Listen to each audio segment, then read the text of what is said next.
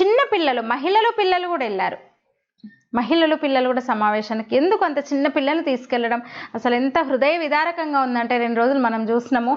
ఒక చిన్న పిల్లోని ముద్దాడుతుంది తల్లి, చనిపోయిన బాడీ దగ్గర పడుకొని కొడుకుని.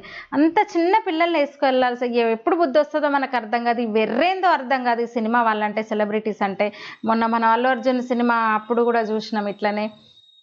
కాకపోతే ఆ ఘటనలో ఇంతమంది చనిపోలే, కానీ ఇది చాలా పెద్ద విషాదం అసలు. నిజంగా అంత 41 మంది అంటే మామూలు విషయం కాదు కదా.